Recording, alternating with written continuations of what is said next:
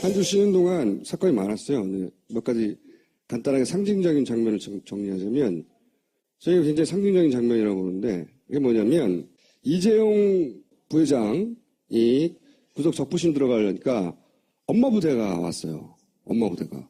이재용 부회장의 구속은 사실은 굉장히 역사적인 의미가 있는 사건입니다. 우리나라 재벌이 어떻게 탄생했냐면 일제시대에 부역한 지주들 그리고 일제가 해방되면서 도망가면서 남겨오던 재산이 있잖아요. 그거를 이제 이승만하고 미 정권이, 미 군정이 이게 이제 수탈한 거기 때문에 백성들, 국민들한테 돌려주거나 국가에 기속시켰어야 되는 건데 이거를 당시의 사업가들한테 나눠줍니다. 자기들한테 친한 적산불화라고 하는 정책이죠. 이 사람들이 오늘 재벌들의 모태예요. 지금 현재 재벌들의 조상들은 대부분 그 사람들이에요. 이제 이 사업가들, 돈 많은 사람들을 재벌로 만들어준 게 박정희죠. 그 소위 정경유착이라는 단어를 탄생시키면서 오늘날의 정경유착을 탄생시킨 그 장본인이 박정희라면 그걸 끝장내는 게 이제 그의 딸인 겁니다. 그 끝장내는 상징의 이정표 같은 게 이재용 부회장의 구속인데 그 갑자기 엄마부터 나타났어요. 엄마부터 이재용과 무슨 상관이에요? 모성애. 굉장히 상징적인 장면입니다, 이게. 엄마부터가 여기 나타날 줄이야. 나타났어요, 근데. 이재용이 구속되면 박근혜 탄핵 가결될 확률이 절대적으로 높아지니까 보냈겠죠. 네, 생적인 장면이다. 또 하나는 헌재 법정에 최순실과 장시호의 이 장면, 저는 굉장히 상징적이라고 보는데, 최순실 일가가, 어떻게 여태까지 유지되었나를 상징하는 장면이라고 봐요. 이모하고 조카하고 돌아선 거잖아요. 근데 돌아서는 계기가 된 게 장시호가 타블렛 두 번째를 내면서 이모를 아주 오랫동안 감옥에 보낼 수 있는, 그리고 나서 저는 그랬던 이유가 그로 인해 남겨진 재산을 장시호가 차지하려고 하는 제 추정입니다. 차지하려고 하는 의지가 있어서 두 번째 태블릿을 냈다고 생각하는데 기쁨에 웃는 거죠. 내 거다 이제. 내 거다 이제. 응? 근데 이 뒤에는 누군가 장시호와 그 이권을 나누려는 자가 저는 있다고 봅니다. 그게 남녀 관계인지 혹은 뭐 가족 중에 누군가인지 그건 모르겠어요. 혹은 그 돈을 처리하는데 이익을 담당하는 누군가인지 숨겨둔 돈. 장시호가 그래서 그 처리하는데 꼭 필요한 인물이어서 장시호를 밖에서 꼬신 건지 그건 모르겠으나 이 일가가 사실은 장애물들을 가차없이 제거하며 여기까지 왔단 말이에요. 수십 년간. 근데 그게 가족이어도 상관이 없는 거예요. 장시호가 비밀번호를 알까요? 저는 어떻게 추정하냐면 장시호가 그 요주의 인물이다라는 얘기가 갑자기 튀어나왔잖아요. 안민석 의원에 의해서. 참 믿을 수 없는 의원이긴 한데 허당 안민석 의원이긴 한데 근데 이제 여러 개 던진 것 중에 장시호와 관련된 건 맞았단 말이죠. 그리고 구속이 결국 됐어요. 우리가 장시호가 누군지도 모를 때 구속 실제 됐고 이권이 개입하는 게 있죠. 근데 그 전엔 장시호가 브레인이다 뭐 이런 얘기를 그 집안의 브레인이다 그런 역할을 실제 30대고요. 최순실은 60대인데 엄마 세대 그 다음 세대 첫 번째 주자죠. 장시호가 말하자면 그 집안의 다음 세대와 같은. 근데 이제 브레인이라도 얼마나 브레인인지는 모르겠으나 최순실이 급 귀국하며 본인이 처리하지 못한 그동안의 돈 문제를 맡긴다면 이 사람밖에 없지 않았겠는가. 실제로 중요한 서류 같은 게 많이 넘어갔죠. 네. 태블릿들로 넘어갔고 그 외에 뭐가 넘어간지는 모르겠으나 믿고 맡긴 거죠. 그러니까 돈 처리도 저는 맡겼을 거라고 추정하는 것이고 근데 여기서 이제 태블릿을 던진다는 건 이모는 빠이빠이거든요. 장시호가 얻게 된 이득이 뭐냐? 이모가 사라지면. 본인만이 알고 있었던 아마도 그 자금의 관리를 이제 자신이 할 수 있게 된다라는 계산이 서지 않았을까 하는 추정을 하는 거죠. 그렇지 않고 이렇게 좋아할 일은 없잖아요. 자기도 모르는 사이에 나오는 미소라고 봐요. 저는 이게 이모 안녕. 저게 이모를 보는 표정은 아니고 물론 아닌데 검사들을 보면서 네, 그런 표정은 아닌데 법정에서 웃는 게 쉽지 않아요. 이런 중요한 재판에서 본인은 어느 정도 안전이 확보됐고 그리고 뭐 살아도 짧게 산다거나 몇 년이 아니라 몇 개월 혹은 뭐 집행유예도 가능하죠. 우리나라에는 플립박앤이라는 제도가 공식적으로는 없지만 실제로는 검찰 조사 과정에서 적극적으로 협조하면 가볍게 하거든요. 그러니까 저는 저 표정에서 저를 믿으세요 이런 표정으로 읽었어요. 제가 보내드릴게요. 근데 그 뒤에 남는 것은 자신의 이권이라고 생각하는 거고 그 이권이 있으면 이모도 조카도 그동안의 관계도 혹은 그 이상 친인척의 관계나 그동안 충성했던 자기들이 수족을 부렸던 사람들의 관계도 일거에 제거해 버릴 수도 있는 이 집안에 유지되어 온 수십 년간 이 비밀을 유지한다는 게 굉장히 어려운 일이란 말이죠. 이게 상징하는 장면이라고 저는 봅니다. 그 집안의 특징을. 개인적인 추정이요. 네. 그런데 그럼 과연 장시호 씨가 이렇게 해서 남은 재산의 주인이 될 수 있을 것인가? 저는 굉장히 어려울 거라고 봅니다. 왜? 정권이 교체될 거니까. 그러면 제가 보기에는 이 재산은 다 모조리 몰수하고 환수할 때까지 새로운 특검을 출범시켜야 된다고 보거든요. 예. 그렇기 때문에 잘못 생각하고 있다. 반기문 선생 지난 1신, 5일신이라고 해서 매일매일 새롭다. 5일신 선생이라고 제가 그랬는데 매일 새로운 사고를 치고 있어요. 그래서 제가 보고 이 양반은 5일신 선생이구나. 이름을 지었는데 간단하게 굉장히 많은데 이게 첫 번째로 걸린 거잖아요. 말은 2개 넣는 거. 근데 여기서부터 대응을 잘못했어요. 이게 해프닝으로 끝날 수 있었거든요. 그냥 익숙하지 않아서 실수했다. 허허허 하면 끝나는 거예요. 그죠? 근데 제가 이때 현장에 있었던 사람들한테 자세히 얘기를 들어보니까 어떻게 해서 이런 일이 벌어졌냐면 처음 2사람 표를 끊어야 되는데 그런데 처음에 10,000원씩 넣으려고 했는데 잘 안 들어갔대요. 그저 옆에 있던 사람이 2를 누른 거예요. 2사람이니까 일단 2를 누르시고 2를 누르니까 2만을 누른 거예요.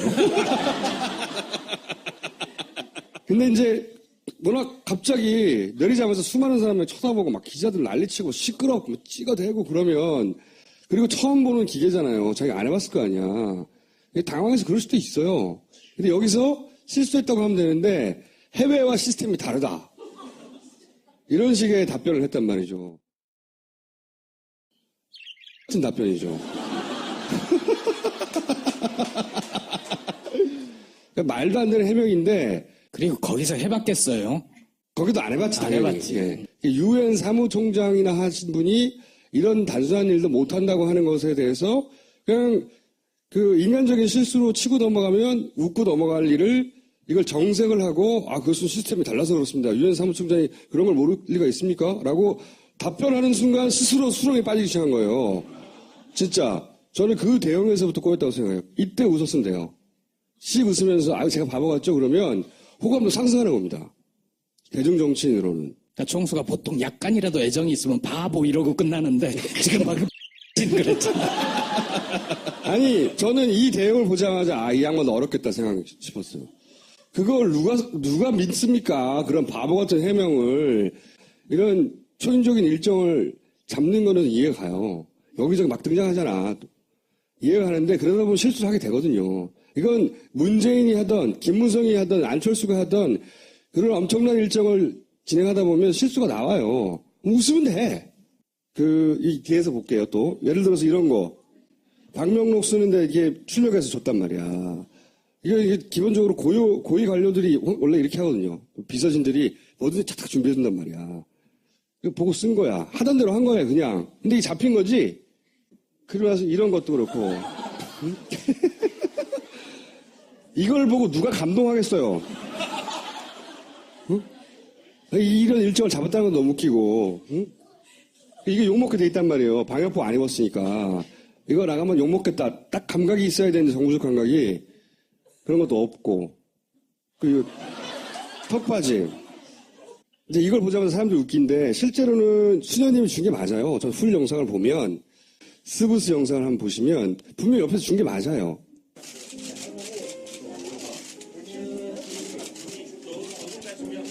유엔 사무총장하고 한번 반기분입니다. 오늘 건강하세요. 오래오래 사시고요. 누나라고 불러도 되는 거 아니야?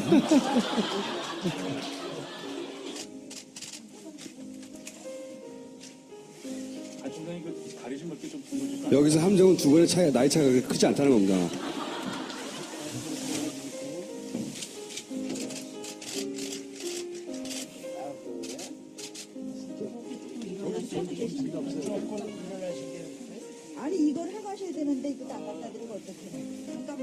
여기서 턱받이를 해줘요.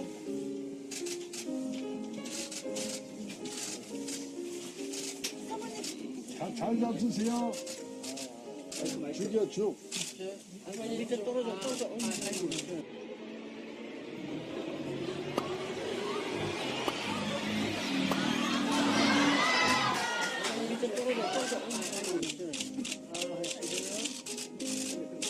아이고 잘 잡수네. 여기 팀장님 이제 한 숟갈만 더 드리고요. 팀장님 식사하러 가셔야 되니까 숟갈만 더 드리고요. 2숟가락 주시고 가신 거예요. 아이고 성공.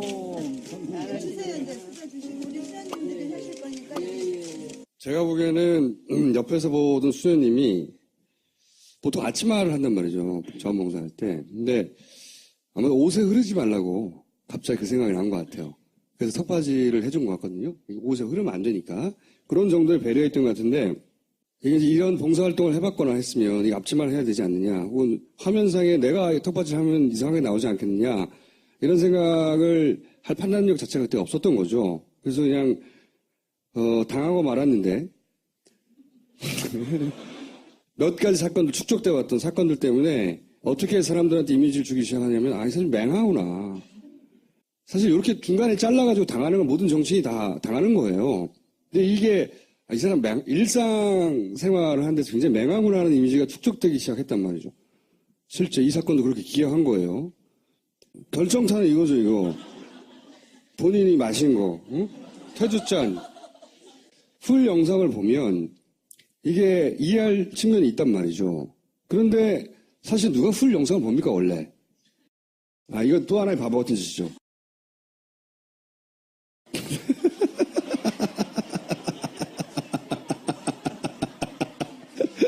아니, 이걸 왜 여기 위에 올리냐고.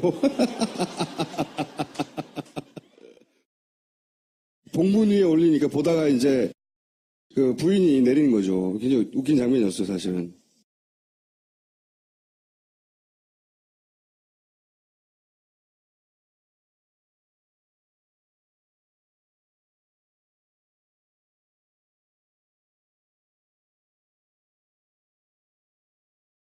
헌주하고, 절하고, 앞에 헌주했다 이거죠, 정상. 흔한 제례 방식대로. 헌주하고 나서,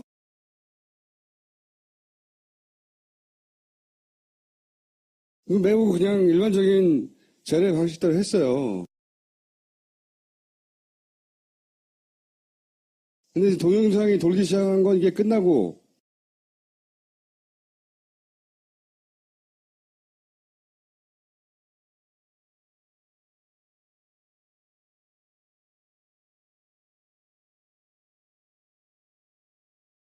요것만 돌았던 거죠.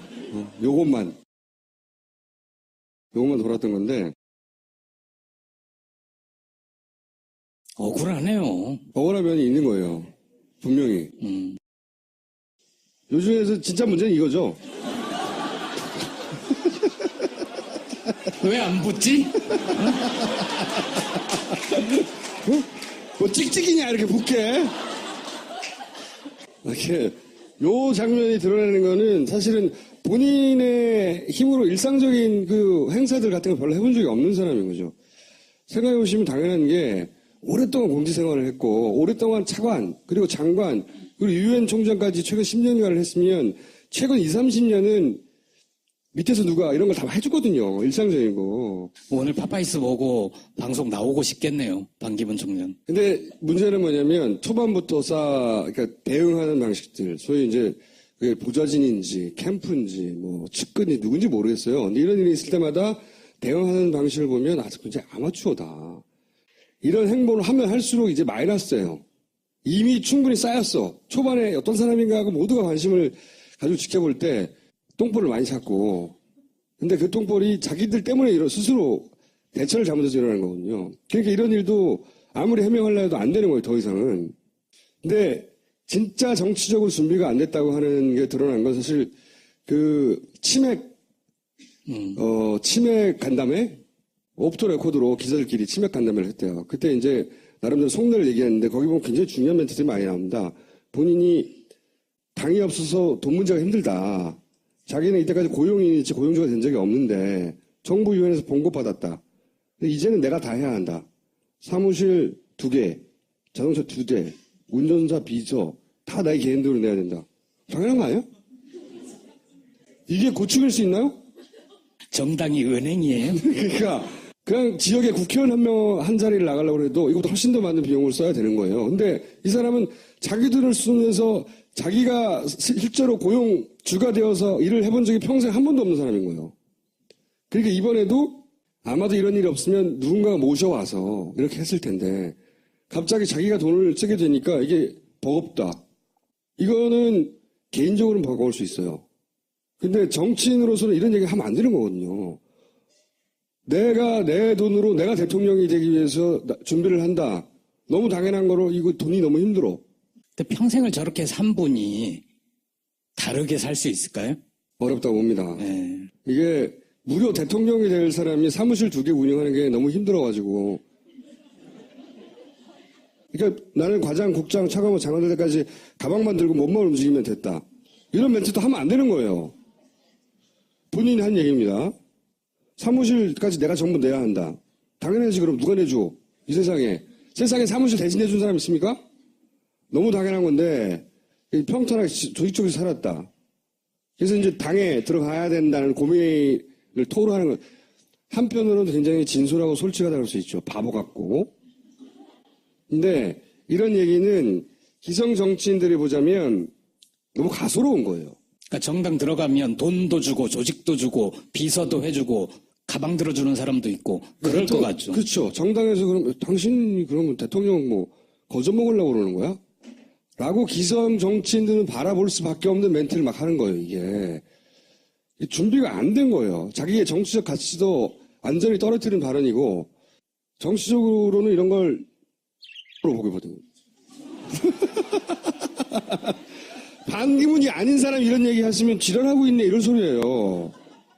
우리 현재 정치 지형이 보수 진영에서 이 사람을 간절히 필요로 해서 말하지 않고 있을 뿐이지 실제 이런 소리를 다른 사람이 했으면 이게 무슨 소리 하는 거야. 사무실 직원해야지 이렇게 할 소리를 막 자기 고충이라고 앓는 소리를 한 거예요. 박지원 대표가 우리랑 점점 멀어지고 있다는 게 저 멘트 뒤에 아니에요? 응? 그건 모르겠어요. 모르겠는데 정치를 할 준비가 전혀 안 됐어요. 이분은. 그런데 그게 불과 4, 5일 만에 뽀록 나는 건 쉽지 않은 일이거든요. 그것도. 한편으로 참 어리숙하고 순진한 양반이라는 생각도 들고 이 양반이 앞으로 받을 상처가 적지 않을 것이다. 예를 들어서 이런 거 사람 사는 사회라고 썼단 말이에요. 봉화에 가서 뭐라고 쓰는지 모두가 쳐다보고 있을 때 사람 사는 세상인데 잘 모를 수도 있어요. 있는데 요때는 준비가 가야 되잖아요. 요 멘트를 누군가가 고쳐줬어야 되거든요. 이건 두고두고 욕먹게 돼 있거든요. 준비가 안 됐어요. 이분은 전혀. 근데 이 사람이 필요하니까 써먹겠다라고 생각하는 이 보수 진영에서도 실망이 굉장히 클 거예요. 이 정도라고 하면. 우리가 계획에 맞는 건가? 적당한 사람인가? 쉽지 않다. 이번에서는 이 분이 갈 길이. 자, 이런 얘기를 했죠. 네. 자, 노스트라다문에는 간단하게 그러면 이분이 대선 출마 어쩌고저쩌고. 자극받으셨나? 네. 이분도 참네. 이런 거는 본격적으로 나서면 우리가 추호 선생 다루기를 하고, 이번 주부터 노스트라다문을 다시 시작합니다. 뭐냐? 누가 손잡나? 이분 결국 손을 잡아야 혼자는 못하겠어요. 보니까. 안 되겠어. 요 상태로 한 2, 3주 지나면 지지율 10%대 한 중반까지 떨어질 거라고 봐요. 계속해서 지금도 떨어지고 있어요. 조금씩. 떨어질 거라고 보고 그 전에 이 쇼부를 봐야지. 안 그러면 이 양반의 정치적 가치는 사라지기 십상이다. 그러니까 반기문 혼자 맞상대가 안 되는구나. 이 보수 진영에서 깨달았어요. 그래서 안철수 대표를 요즘 한참 띄워주고 있어요. 종편에서 갑자기 한참 믿고 있다가 한 지난주부터 펌프질 막 하고 있거든요. 오랜만에 몽구. 간만에 이제 반기문 총장 스토킹을 했대요. 그래서 우리가 이제 이때까지 보지 못했던 반기문 총장 관련된 영상 몇 가지를 볼까요? 네. 네. 보면 다 이해가 가는 영상들인데. 자, 팽목항에 갔을 때랍니다.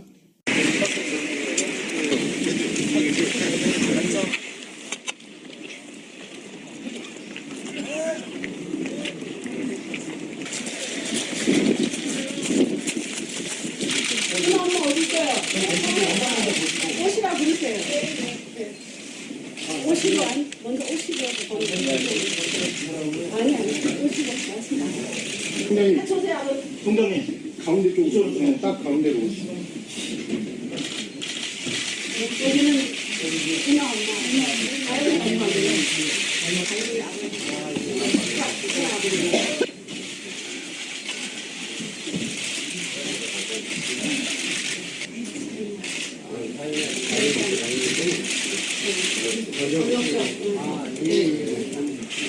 하여튼 정부가 최대한으로 노력을 하고 있다.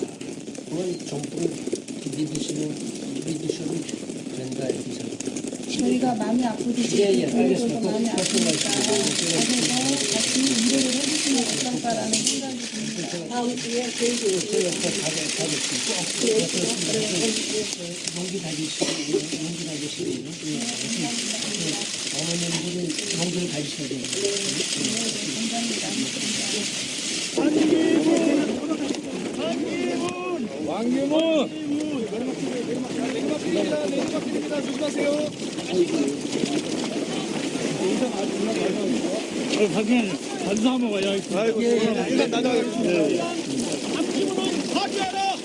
안기부는 파괴하라! 부양부양함!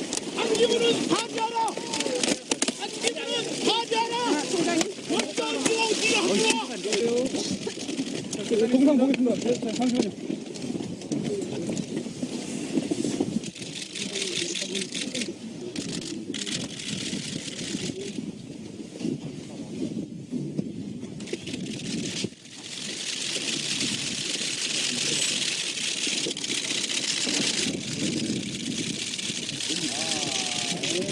정말 대한민국이 총장님이 새롭게 되도록 정말 신경 많이 써주십시오.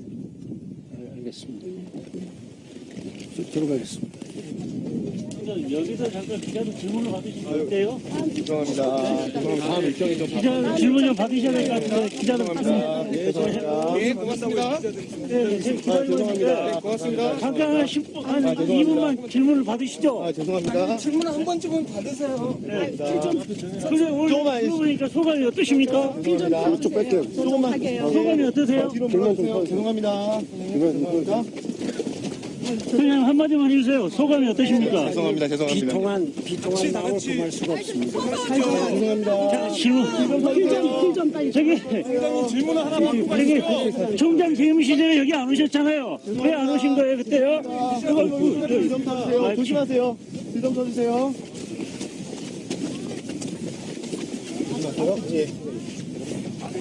총장님 질문을 좀 한 1분만 받죠?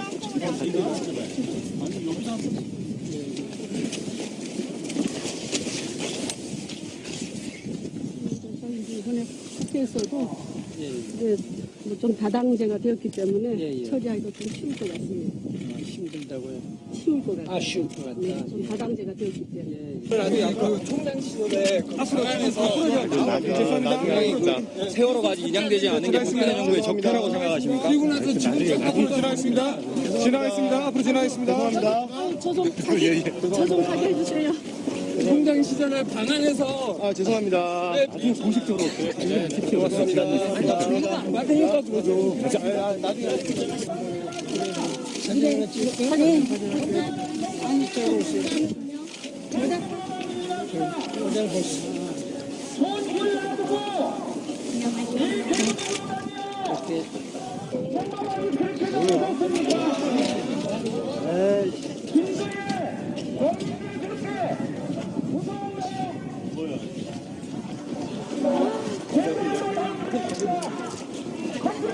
온 국민들이 3사에 총장 시절에 찾지 않는 세월호 참사에 가슴을 낮추고 있는데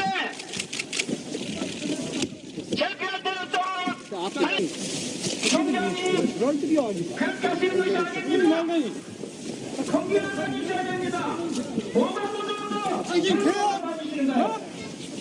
저 버스 타고 온 거예요? 예. 어디에서 오신 거예요? 예? 호남 반사막 광주. 광주에서. 예, 이거 보시면 이게 노란 리본이 아닌데 예. 노란 리본. 파란색 리본인데. 아예 저 노란색에 추모하는 마음으로 또 하는 거예요. 그 총 몇 분 오신 거예요? 한 120명 정도 될 것 같아요. 추모하러 오신 거예요? 아니면 예? 응원하러 오신 거예요? 응원하러 오죠. 추모하러 오냐? 저기로 겸사겸사죠. 저는 잘 모르겠어요. 저는 위에서 시키는 대로 하니까. 근데 그 맨 앞에 이제 유가족들 보고 이리 오라오라 해 했던 선수는 그 양반이 원래 평범하게 자주 가서 그 유가족들하고 잘 알아요? 아니요. 제가 그 한 달에 2번씩 팽목항을 가는데 한 번도 못 봤어요. 그리고 제가 그 트위터에다도 글 남겼지만 어느 미수습자 가족분께서 그 참사 이후에 2014년도에 한 번 보고 보름 전에 한 번 보고 어제 한 번 봤대요.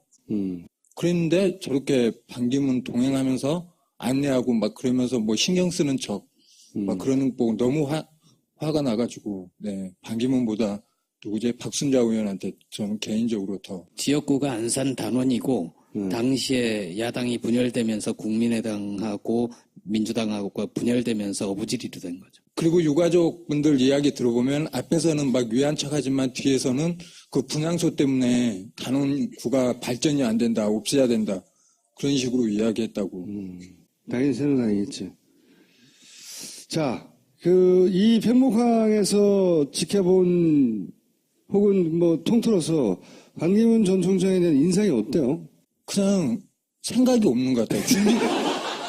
그래서 용은 없는 것처럼 그냥 로봇처럼 행동하는 것 같아요. 그냥 수행하신 분들이 이래라 저래라 그러면 그렇게 하고, 네. 그걸 많이 느꼈고, 그리고 네, 그냥 이렇게 돌아다닐수록 막 미천만 드러나는 것 같아서. 똑같은 얘기네, 똑같은 얘기. 죄송합니다, 네. 아무튼 그게, 예, 공감대인 것 같아요, 모든 분들. 본인의 생각과 사고와 어딘이 없어요, 보면. 그러다가 발생한 사고들이 많은 건데. 자, 이제 봉화 또 한번 가보자고요.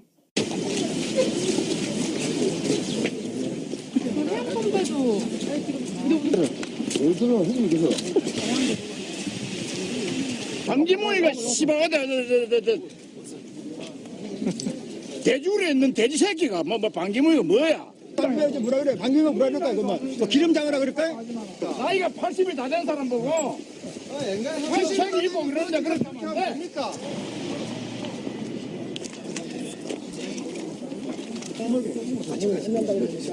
지금 우산을 왜 들고 있는 거예요? 아니, 내가 알고 봉변당할까봐. 빛을 좀 잡으시라. VIP가. 언제라고? 대답이 아닌데다. 경찰님께서 반기문을 VIP로 오시면 어디에서 오신 거예요? 광시 안사무 회장단 안사모. 오늘 여기 처음이신 거예요? 예 우천 기름장어 한명한다. 헬로 한명한다. 공과 민족을 위해서 수고하시는 방송의 방역자 자, 길 좀 비켜주세요. 예. 노무현 대통령이 부끄럽지도 않느냐? 그대만큼 요새에 참여한단 말이고.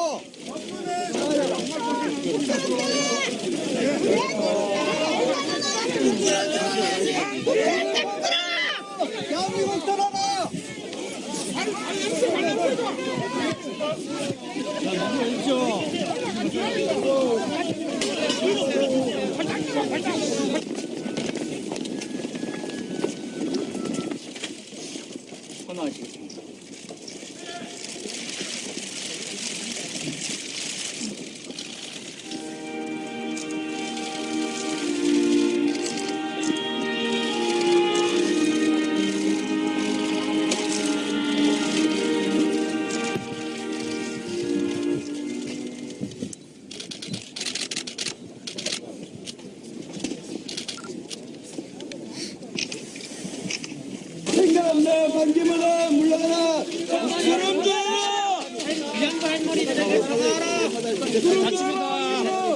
이 봉화마을을 두고 정치인들이 한두 분도 아니고 이런 참 후보를 위한 이런 퍼포먼스를 한다는 자체가 역겹습니다.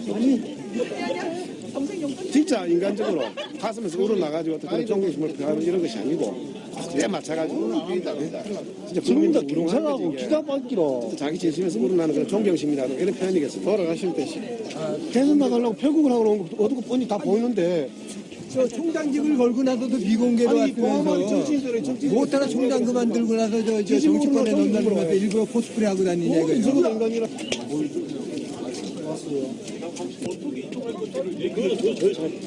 저쪽으로 나갈지도 모른다. 근데 나한테는 워낙에 저기 여기는 저희가 밖에 나가서는 소리할 수 있겠는데 여기 안에 거는 저희가 맞아요. 그렇죠.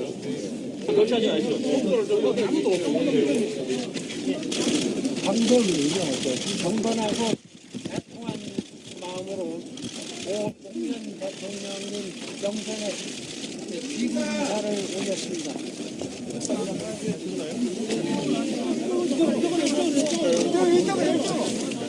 자, 1m 더, 1m 더, 후진. 넣으십니다. 자, 1m 더. 자, 1m 더. 방기문으로 대한민국을 살려라!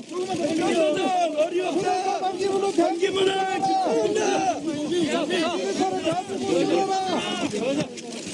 방기문으로 지켜낸다! 반기문 전 사무총장을 반기는 동네도 있지 않아요? 근데 제가 환영받는 곳은 제가 못 가봐서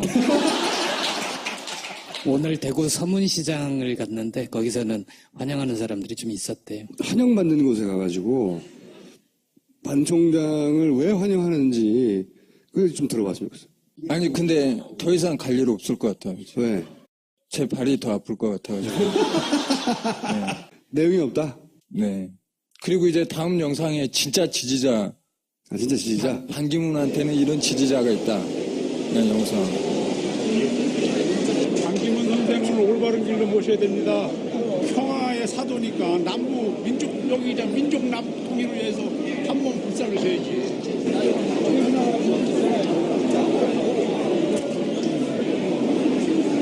정치 대권 칠 사람도 따로 있고 다 각자 유치해서 따로따로 책임감이 있는 거지. 아무나 대전에 낚일 거리냐. 여기가 반기문 선생을 내가 얼마나 사랑하고 좋아하느냐. 이렇게 뭘 사랑이야, 사랑은 게 지자면겨. 하냐고 누가 내리시라고. 왜 그러세요? 다치게. 내리시라고 이 양반아. 이 양반이 뭐 하는 거야 지금? 내리시. 어디서 있다고 가. 내리시라고. 이게 내리시라고. 아니 이게 시고 왜 이래? 아니 환영은 환영하는 거지 그게 환영은 그 자식아? 아이 하면 안 되는 거예요. 내리시라고. 선생님 이름을 더럽히는 거지. 박기문 선생님이 어떤 분이신데 이렇게 행패들을 부려요? 예? 이 행패 아니고 뭐야 이게 지금? 증거 있으시냐? 여러분들이 지금 나서서 하는 게 뭐야 이게 행패지? 반기문 선생님 이걸 원하세요? 증거를 내놓으세요. 증거. 아니 반기문 그 선생님 왜 이름을 더럽히냐고요? 증거 있어요. 증거. 이걸 왜 증거 있으시냐고.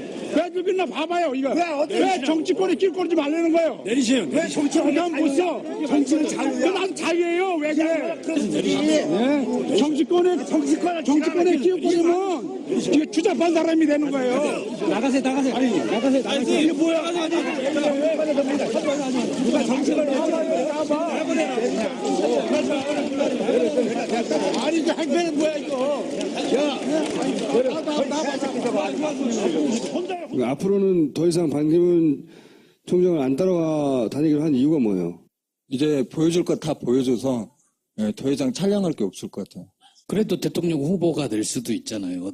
어느 특정 정당의 대선 후보가 되면 굉장히 재밌는 영상이 많이 나올 것 같은데. 그러면 한번 따라다줘. 자, 기 얇은 몸으로 들어가요, 이제. 자, 이번에 오실 분은 말이죠. 제가 보기에는 얼티밋 반기문 킬러. 왜냐면은, 반기문 전 총장 얘기할 때 반드시 등장하는 게 노무현 대통령 장례식 때 너 왜 그랬어? 이거거든요. 근데 그때 당시에 그 한가운데서 연락을 주고받았던, 그리고 그 이전에도 자세히 잘 알았고 그 이후에도 잘 알고 관계를 유지해왔던 청와대에 계실 때는 안보전략비서관 노무현 대통령의 안보전략비서관이었고 지금은 노무현재단의 기획위원으로 계신 박선원 위원을 모시겠습니다. 네, 그러니까 안면 몰수 사건이거든요. 안면 몰수 사건 진짜. 근데 이 사진을 보여드리는 이유가 뭐냐면 이제 다른 얘기 전에 그냥 결론부터 바로 말씀드리면 김대중 대통령의 서거 때는 왔어요. 그러니까 그 이전에 노무현 대통령과 장례식과 관련된 행동들이 사무총장이기 때문에라고 하는 해명으로는 절대 이해가 안 되는 행동들을 한 겁니다. 한 건데 그러면 그때 무슨 일이 있었던지부터 좀 자세히 한 번에 쫙 그 오프 더 레코드 버전으로 말씀해 주세요. 전 노 대통령님에 관한 부분은 저는 노 대통령님을 좋아하는 사람은 제가 다 잘 모시고요.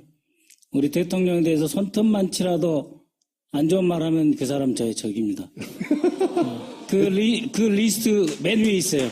맨 위에 있어. 아, 두 번째, 이명박 다음으로 있어요. 이명박 다음으로. 근데 리스트에 그렇게 높이 올라간 이유가 바로 이제 장례식 돈 때문이죠. 예, 제가 이제 대통령님 이제 퇴임하시고 같이 이제 청와대를 나왔어요. 그 다음에 브루킹스 연구소에 가서 연구를 하고 있었습니다. 2008년에. 네. 연구식이나 하고 계셨군요. 예. 그런데 이제 5월 23일, 그때 거기는 5월 22일 저녁 6시경에 그 연합뉴스 특파원이 전화가 왔어요. 대통령님 돌아가신 것 같다고. 그래서 얼마나 놀랬겠어요. 그래서 그 다음날 아침 비행기 타고 봉하로 가서 네. 대통령님 이제 문상 드리고 이제 계속 거기서 일을 했습니다. 그런데 서울로 올라가라고 그래요. 서울에 이제 주한 외교사절단도 오고 그다음에 외국 그 귀빈도 오시거나 또 조전이 그쪽으로 오는 경우가 있으니까 가서 잘 좀 정리해서 응대를 해줬으면 좋겠다. 그래가지고 외국에서 오는 조문이나 인사들을 담당하는 쪽으로 이제 배치를 받으신 거네요. 예. 그래서 5월 26일 날 올라왔는데 우리 이제 그 봉화에서 국장 장례를 준비하는 분들이 이제 연락 겸 이제 지시가 왔어요. 그래서 과연 이제 반기문 총장이 좀 오실 수 있는지. 그다음에 두 번째는 추도사를 해주셨으면 좋겠다. 그다음에 그것도 안 되면 영상 메시지라도 보내달라. 영상 메시지라도. 네, 그래서 저하고 이제 올해 뭐 반 총장도 알고 있지만 그 비서실장인 김원수 사무부총장에게 전화를 걸었어요. 전화를 걸어서 이제 이러이러한 요청이 있으니 와주셨으면 제일 좋겠고 그게 어렵다면 추도사라도 좀 보내달라. 추도사 뭐 글 써서 보내면 되는 거죠, 그냥. 예, 이제 다른 분이 읽어도 되고 미리 또 신문에 내도 되고 뭐 그런 여러 방법이 안 되면 있잖아요. 영상이라도. 예. 그런데 다 거부당했어요. 그 이유는 이제 뭐 관례라든지 아니면 자기의 특별한 개인 인연에 따라서 움직이지 않는다 이런 이해되지 않는 말을 해요. 근데 유엔이라는 데가 그렇지 않아요. 국제기구나 이런 데는 훨씬 더 인간적이에요.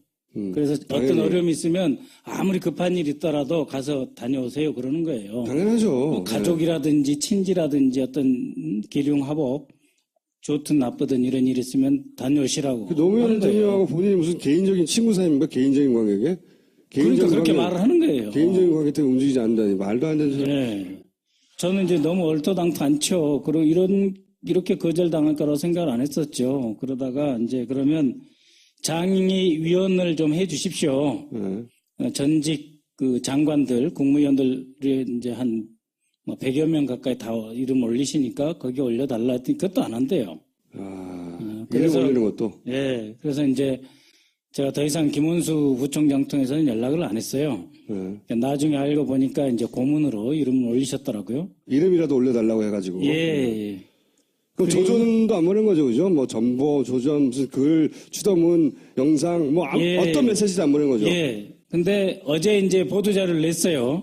반 총장 측에서 내서 무슨 뭐 조전을 보냈다, 또 뭐 노건호 씨하고 통화도 했다 이런 이야기를 하시더라고요.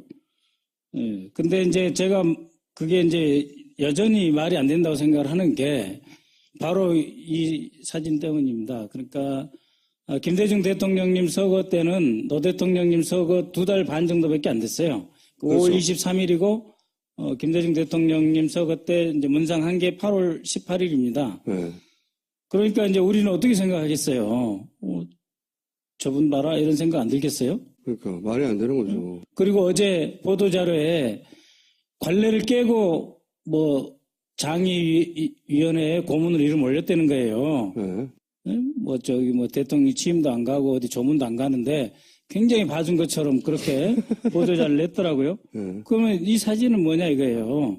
저는 물론 당연히 김대중 대통령님 문상 가야 된다고 생각하는데 그래서 그로부터 1년 지나서 5월 그러니까 2009년 5월 23일 이제 대통령님 또 이제 돌아가신 지 1주기잖아요. 네.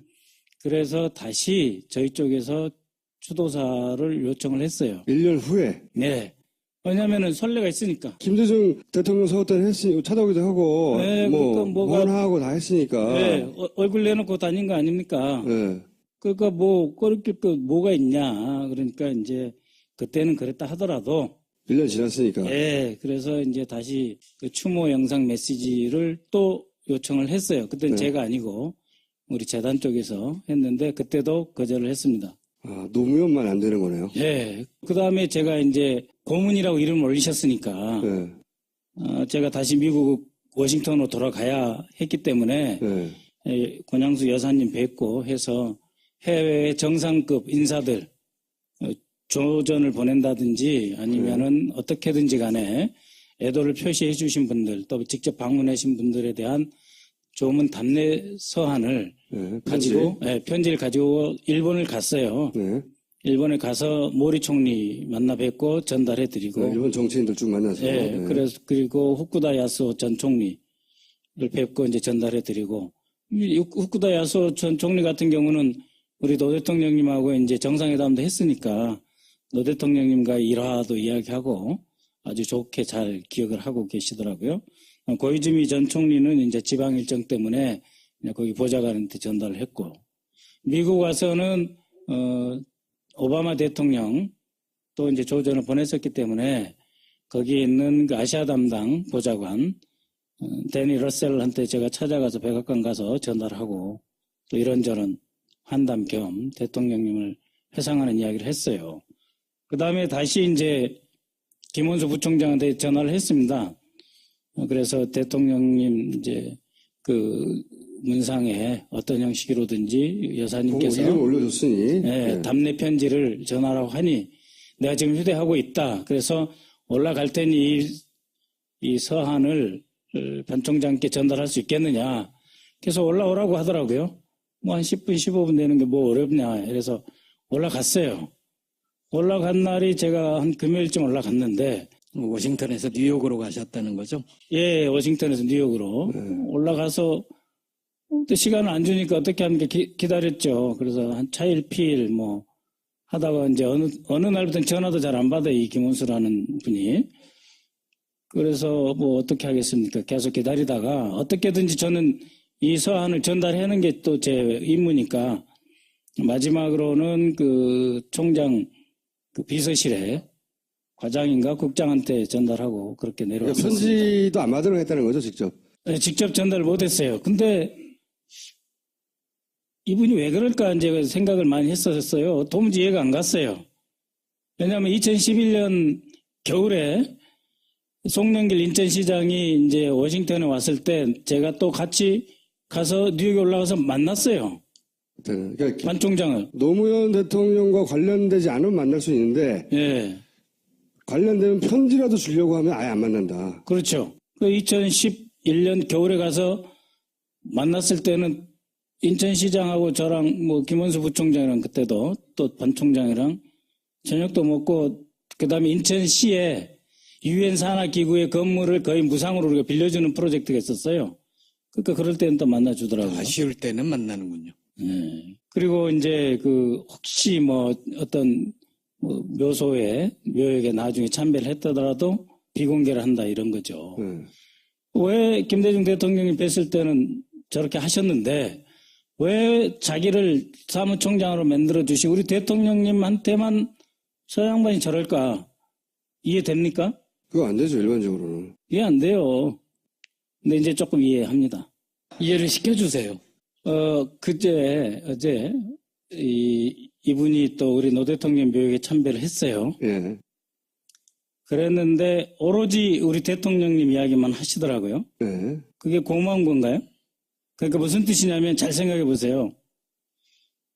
따뜻하고 열정적인 마음으로 사람 사는 사회, 사람 사는 세상을 일구기 위해 그렇게 애쓰던 모습이 떠오른다. 뭐 나라의 발전을 자기가 뭐 하겠으니 굽어 살피소서. 모든 문제 끝에 굽어 살피라고 하더라고요. 네, 그러니까 뭐냐면 자기 잘 봐주라는 이야기잖아요. 굽어 살피라는 게. 그리고 권양숙 여사님을 가까이 모시겠으며 노무현 대통령의 유업을 기리겠다 이랬잖아요. 네. 그러니까 이제 일부 노 대통령님하고 그 플러스 되는 부분은 받고 싶다는 이야기죠. 그러나 그 전날 그 김해 기자들한테 뭐라 그랬나요? 민주당에 들어와서 경선한다 이런 말 안 하잖아요. 다 이명박이 하고 한다는 거 아닙니까? 그러니까 참여정당으로 끊는 거예요. MB하고 한다는 말은 안 했어요. 아, 그렇죠. 네. 이명박. 하지만 만난다고는 했죠, 곧. 명예훼손 걸어도 되니까 내 마음대로 말할게요. 그럼 마음대로 말하세요, 그럼 그래서. 그러니까 우리 대통령이 만들어서 자기가 이제 유엔 사무총장이 됐잖아요. 네. 그걸 부정할 수 없지 않습니까? 네. 그리고 배신자라는 말은 또 듣기 싫어요. 네. 근데 정치는 딴 데서 하고 싶어요. 그러니까 우리 대통령님에 대해서는 좋은 말 하고 우리 정부에서 대통령께서 총리 동원해서 이해찬 총리님 죄송합니다. 총리까지 동원해서 네. 또 우리가 기재부, 계획예산처, 코이카, 외교부, 국정원, 우리 청와대 다 동원해서 이 사람 도와주고 한 이 참여정부의 고마움, 은덕 이거는 끊겠다는 거예요. 자기가 잘나서 됐다고 생각하는 거죠. 그게 아니라 다른 데 가서 정치하고 싶은 거죠. 그러면 왜 저렇게 칼로 무자르듯이 참여정부하고 차별화를 해야 되나? 응? 그 이명박 쪽에 가고 싶은 것은 그런 거라니까요. 무슨 근거로 그런 말을 하십니까? 아니 나는 그렇게 생각합니다. 왜 이 양반이 우리 대통령님 국장에 네. 국장이지 않습니까? 국장의 얼굴을 못 내밀었을까? 네. 약점 잡혔다고 생각합니다. 저는. 무슨 약점이요? 아니 먼저 말 좀 하라니까는 자꾸 나한테만 자꾸 물어요. 무슨 약점이 잡혔다고 말씀하시는 거예요? 아니 저는 이제 신문 보고 알았어요. 이제. 신문 보고? 네. 뭐 오늘도 신문 나왔더라고요. 아, 한겨레가 얘기한 거? 네. 네. 그 본인 입으로 자꾸 말 안 하려고 그러시는데 고소당하면 된다면서요? 아, 뭐 저기 박연차 리스트에 그 양반 이름이 있다며요. 네. 그래서 그런 것 때문에 책이 잡혔을 것이다? 라고 저는 생각합니다. 왜냐면은 자연과학계에서도요. 자연과학계. 어떠한 현상을 보고 결론을 내리는 것도 있지만 아, 나는 이렇게 생각하는데 이게 과연 현실에서도 맞을까? 라고 해서 분석하는 방법도 있어요. 네. 그런데요. 그런 점에서 봤을 때 네. 이분이 왜 그런 행동을 했을까 하는 거 하고 어느 한겨레의 보도, 그 전에 시사저널인가요? 네. 거기서 나온 보도하고 연관이 있다고 저는 추측합니다. MB 정부 시절에 벌어졌던 일이고, 그래서 그 시절에 MB 정부 입장에서는 광우병부터 시작해가지고 계속 코너에 몰리고 있었는데 노무현 대통령이 서거하면서 정치적으로 큰 위기가 되니까 당시 뭐 포탈도 노무현 대통령 검색어가 제대로 되지 않도록 만들었다 이런 얘기도 있었고 실제 그 사실이고. 그런데 이제 유엔 사무총장이나 되는 사람이 와가지고 여기 불을 지를까봐 막으려고 했다. 막는데 반기문 총장이 박연차 회장으로부터 받았다고 지금 보도되고 있는 돈을 딱 잡아가지고 너 오면 이걸로 터뜨려버릴 거야 라는 어떤 협박이 있지 않았을까? 네, 그런 건 이제 협박 안 해도 다 압니다. 선수들끼리는. 협박이라기보다는 네, 이제 문제점이 있는데 뭐 그렇다던데 이렇게. 뭐 이러면 충분할 것 그거 같아요. 나왔다던데 네. 뭐 하여튼 그런 식의 저는 그렇게 추정을 합니다. 마음껏 추정하시고요. 네. 그건 뭐 내가 그런 정도 권리는 있다고 생각해요. 왜냐하면 이해가 안 되는 행동을 했으니까. 저도 이해가 안 이해하려고 되죠. 노력을 하는 거니까요. 그런데 이제 그걸 잡고 있던 MB계 쪽으로 가려고 한다. 근데 처음부터 MB계 쪽으로 가려고 했던 건 아닌 것 같아요. 박근혜 쪽 사이드에서 잡으려 땡기려고 했는데, 그리고 거의 그쪽으로 넘어가려고 했는데, 이게 터지니까 할 수 없이 이제 자신을 거두어줄 또 다른 사람을 찾게 될 수밖에 없고. 네. 있나요? 지금 현직, 전직, 둘. 그 전에 뭐, 전두환한테 할 거야, 노태우한테 할 거야. 너무 말도 안 되고. 남은 사람이 MB밖에 없는 것이기도 하죠. 네. 그래서 제가 옛날에 한때 가깝게 모셨다고도 볼 수 있어요. 저는 4급에서 시작해가지고 차관복급으로 끝났고 이분은 차관에서 시작해서 장관 하셨으니까 청와대에서 같이 근무도 했고요. 그래서 이제 간곡히 말씀드립니다. 유엔 사무총장 했으니 유엔 총회 결의안만 좀 지켜주십시오. 그게 우리나라의 발전에 도움이 되지 않겠나. 어떤 결의안이요? 48년에 채택됐다는 그 결의안 있잖아요. 근데 제가 이제 그 북한 때문에 유엔 결의안에 대해서 조금 알아요. 유엔 안보리 결의안 채택할 때 항상 봤는데 맨 처음에 보통 어떠한 나쁜 일이 있으면 개탄을 합니다. 디플로. 그 다음에 condemn, 강력히 비난한다 이렇게 쓰고 그 다음에 recommend, 권고한다. 그래서 앞으로 이런 거 하지 말고 앞으로 이렇게 해라. 하면 그 recommend라고 하는 말, 권고한다는 말이 굉장히 강한 말이에요. 거의 이 국제사회에서 국제연합 유엔에서 recommend 한다고 하는 거는 그거는 지켜야 되는 거예요. 총장 출신이 유엔 총회 결의 recommend니까 권고사항이니까 안 지킨다고 하니까 좀 이상하더라고요. 레코멘드는 가장 강력한 유엔의 조항이다. 법률적인 문서에는 항상 shall이라고 쓰거든요. 네. SHAL, will 대신 shall. shall이라고 하는 건 내 뜻이 있어서 어떤 걸 할 거다 하는 건 will이고 shall은 그냥 내가 해야 되는 거예요. 앞으로. 응? 그러니까 앞으로 어떤 정부가 이런 분한테 고위직을 제공해서는 안 된다. 라고 할 때 그 shall이라고 쓰면은요, 그거는 의무예요. 그렇게 해석돼야 할 조항들이다. 그럼요. 그 단순 권고안이 아니라. 그냥 그거 지키시면 본인도 행복하시고, 저도 굳이 이분을 리스트 맨 위에 올릴 필요는 없을 것 같아요. 정부가 오퍼하지 말고 뭐 받아들이면 안 된다 이런 거죠. 한마디로 말하면. 선출직은 되는 거예요? 임명직은 피동적인 거고, 선출직은 능동적인 거잖아요.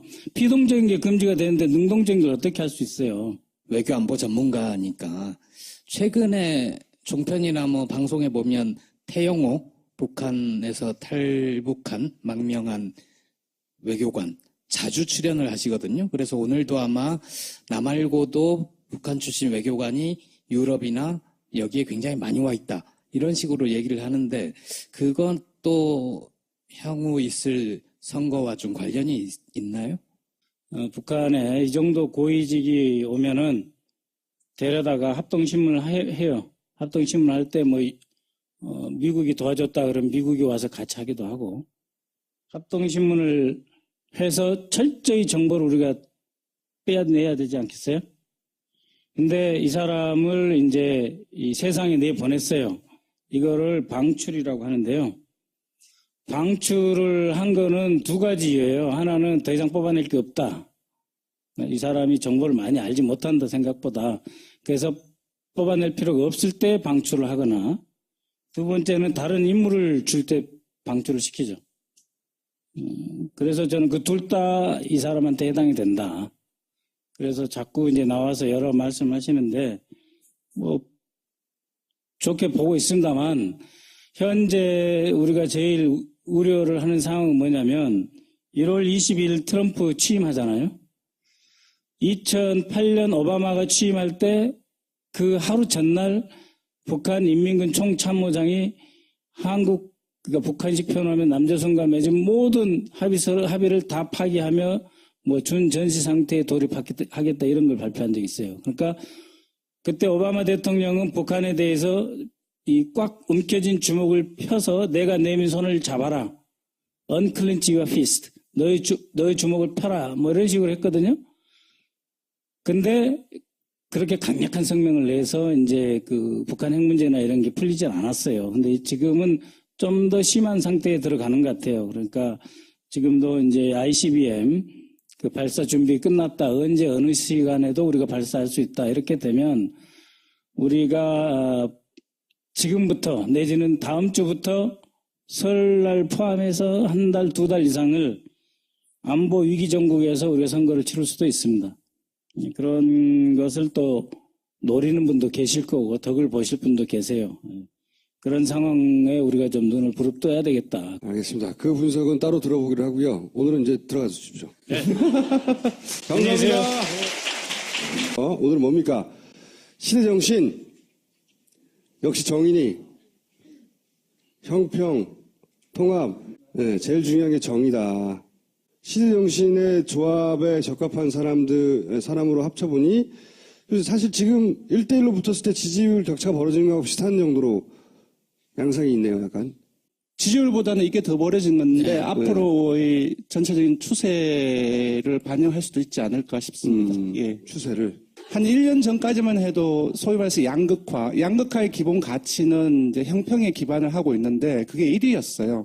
근데 지금 조금 줄었지만 다른 이제 반전 총장이 이제 부르짖고 있는 그 안보라든지 통합보다는 더 높아요.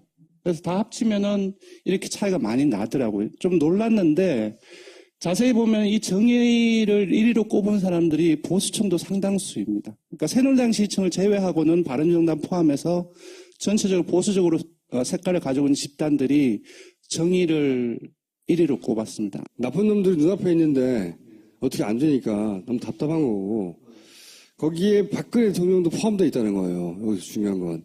예, 요거는 조금 더 이제 곧 이미 일부 그 대권 주자들 같은 경우는 이제 플랫폼을 내놓고 있고 전체적인 가이드를 내놓고 있는데 이제 그분들께서 이제 플랫폼을 내놓을 때 기본적으로 고려해야 될 우리나라의 어떤 그 유권자들의 어떤 지형 중에 하나인 어떤 정치적인 성향이라고 할 수 있는데요.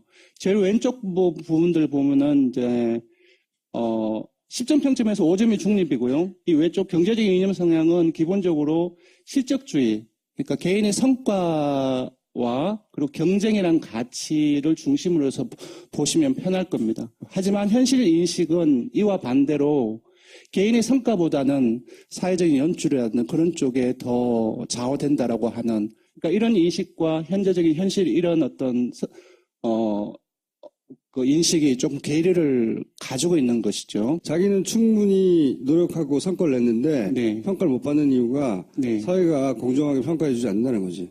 두 번째 보면은 기업 규제를 강화하는 것이 이롭다. 기업 이윤이 지금 너무 많다. 그리고 그 한국 경제 자체가 일반 국민보다는 에리트 편한적으로 되어 있다. 전반적으로 기업에 대한 반기업적인 정서가 아주 팽배하고 있고 복지도 한번 볼만한데요. 개인의 책임을 돌리느냐 그것은 아니다. 국가가 책임져야 되고 저소득층 복지 같은 경우는 이롭다는 그 응답이 압도적으로 높게 나타났습니다. 그리고 사회모적인 이념성한 부분들은 간단하게 보시면 될 것 같습니다. 불심 검문 불허하고 그리고 이민자 증가 이 부분들은 진보층조차도 여긴 포함돼 나왔지 않는데 전통적인 가치를 위협하고 있고 사회 발전에 저해한다라는 생각을 좀 뿌리 가지고 있는 거고요. 동성애는 조금 봐야 될 것 같아요. 이 숫자가 상당히 높게 나온 겁니다. 이전에 비해서. 그러니까 반대가 압도적으로 높긴 하지만 찬성이 이전보다는 한 3분의 1 정도로 많이 늘었다고 볼 수 있습니다. 동성애는 질문을 바꿔야 될 것 같아요. 왜냐면 이거는 찬성 반대는 말이 안 되는 거거든요. 흑인을 찬성하십니까? 반대하십니까? 그 존재를 찬성하는 반대하는 거니까 그 비호로 나눠야 될 것 같아요. 환경 규제라든지 평야 유지, 그 사생활 이 부분들인데 사실 보면 환경 규제 찬성하고 이제 평야 유지 원천도 군사를 보다 외교적이긴 하지만 사생활과 국가 안보에 있어서는 좀 이런 어떤 후기 물질적인 가치에서는 사생활을 우선해야 되는데 안보를 더 우선에 두던 좀 약간 좀 어떤 혼합된 형태의 그런 어떤 사고를 가지고 있는 것 같습니다. 저희들이 질문을 이렇게 했습니다. 그 19대 대선에서는 어느 후보에게 진보 후보가 투표하겠느냐 보수에게 투표했는지 물어보니까 누군지 상관없이 진영으로 나눠가지고 44대 25로 나타났고요. 그래서 이 정도 갭들을 가지고서 전체 투표자 수하고 투표율까지를 계산을 해보니 진보 진영이 보수 진영에 비해서 900만 표를 이기고 있다. 알겠습니다. 좀 짧게 보신다면은, 그러니까 지금 18대 대선 투표율이 75.8 정도가 나왔는데, 요번 투표 영향을 묻는 질문에서 한 75%는 되게 비슷하게 나왔고요. 근데 한번 쭉 보십시오. 75를 한 이 정도로 잡았을 때 국민의당부터 시작해서 민주당, 그 야권이죠. 투표하겠다는 의향이 상당히 높았습니다. 근데 새누리당을 비롯 66%가 나왔죠. 상당히 낮게 나타났고요. 진보층도 84% 높았고, 상대적으로 중도층이나 보수층은 좀 낮게 나왔다. 그리고 연령별로 보더라도 5, 60대 같은 경우는 파란색이 18대 대선 직접, 그 구체적인 투표율입니다. 82, 81로 상당히 높았어요. 근데 보시면 빨간 게 투표량인데 19대 80, 75대 75로 특히 60대 이상은 상당히 낮게 나타납니다. 반면 20, 30대 같은 경우는 상당히 높게 나타나고요. 그래서 전반적으로 투표 의향이라든지 그런 것들을 봤을 때는 지지정당 그리고 이념 성향 그리고 연령별로 봤을 때 상당히 진보 진영이 좀 우세하다. 18대 유권자 수는 이제 4,050만 정도 됩니다. 근데 18세 이상으로 이제 선거 연령이 하향 조정이 안 되면은 19대 유권자 수는 한 4,200만 정도가 됩니다.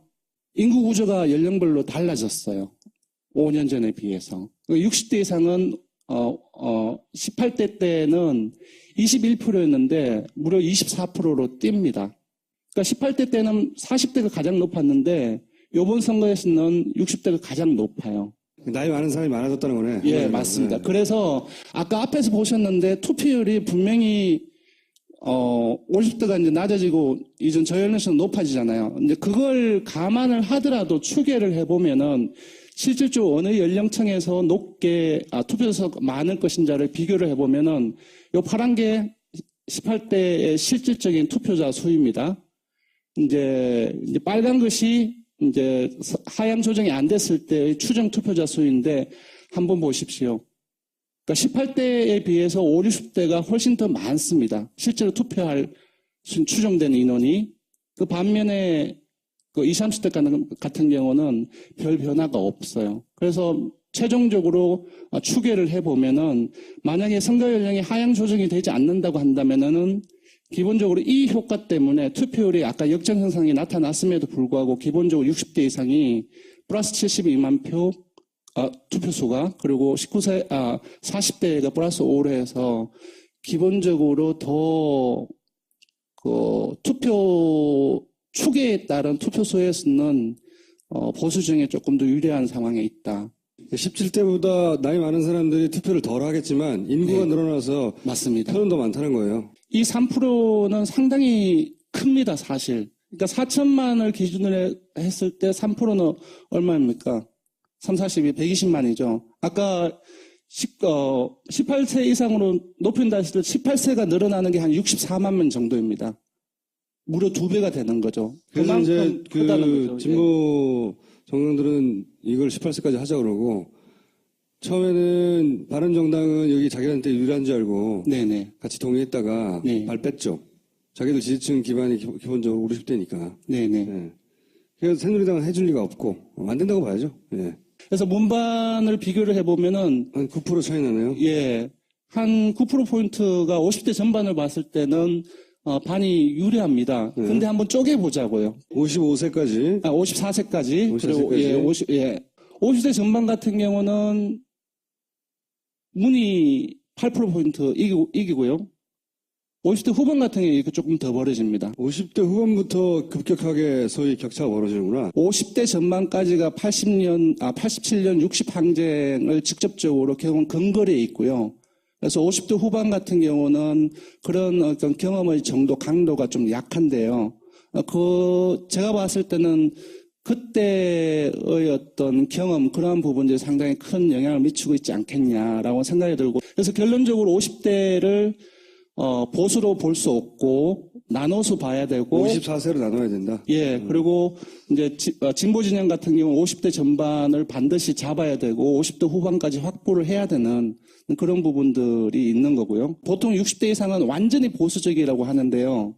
60대 이상도 60대와 70대 이상을 나눠 보면은 기본적인 경향은 비슷하지만 조금 차이가 있습니다. 60대 이상에서는 60대와 70대 이상은 문재인의 득표율이 반 이상 차이가 나는 거죠. 이게 요 제일 우측에 있는 것이 오늘 저녁까지 한 조사를 이제 결과를 내서 왔는데요. 사실 박기문 전 총장이 들어온 게 그 2주차 12일이었죠. 목요일인지 금요일인지 아마 목요일이었나요? 근데 그 이후에 소폭 빠졌어요. 그죠.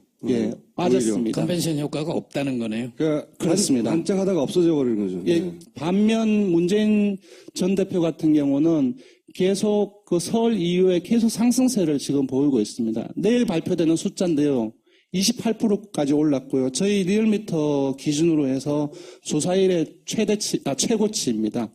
그 반면 이제 진보 진영에서 이재명 그 성남시장 같은 게 계속적으로 빠지고 있고 몇 주 만에 이제 단자릿수로 떨어진 겁니다. 이번 주 발표되는 것이. 그리고 안철수 전 대표 또한 이제 보합세고 황교안 대통령 직무대행을 저희들도 집어넣었습니다.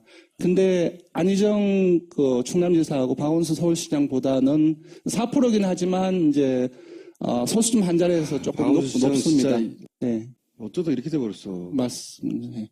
3자 지지도도 이것도 오늘 조사가 완료된 건데요. 이제 보시면 이제 다자하고 비슷하게 반기문 전 그 총장이 계속 떨어지고 있는 추세입니다. 그러니까 반면 문재인 전 대표 같은 경우는 처음으로 3자에서 40%를 넘었고요.